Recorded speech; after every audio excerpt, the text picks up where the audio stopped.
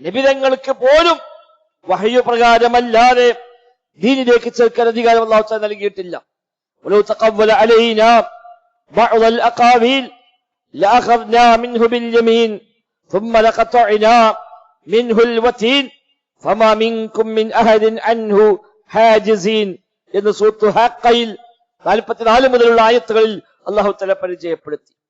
നബിതങ്ങളെങ്ങാനും നമ്മുടെ പേരിൽ ചില വാക്കുകളെങ്കിലും സ്വന്തമുണ്ടാക്കി പറഞ്ഞാൽ, വഹ്യു പ്രകാരമല്ലാതെ, പടച്ച റബ്ബിന്റെ കൽപ്പന പ്രകാരമല്ലാതെ സ്വന്തമായി കെട്ടിച്ചമച്ച് ചില വാക്കുകളെങ്കിലും പറഞ്ഞാൽ വലങ്കൈ കൊണ്ട് നാം പിടികൂടുകയും ജീവനാടിയെ മുറിച്ചു കളയുകയും ചെയ്യുമെന്നാണ് അല്ലാഹു സുബ്ഹാനഹു വ തആല താക്കീദിന്റെ സ്വരത്തിൽ വിശുദ്ധ ഖുർആനിൽ ആയത്തിറക്കിയത്.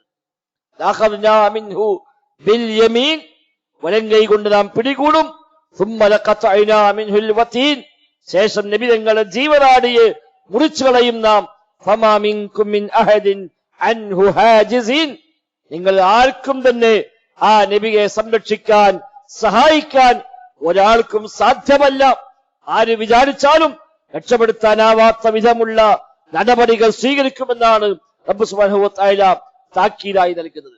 പ്രവാചകർക്ക് പോലും സ്വന്തമായി മതത്തിൽ കൂട്ടിച്ചേർക്കാൻ അധികാരമില്ല, അവകാശമില്ല, വഹയ്യു പ്രകാരമല്ലാതെ.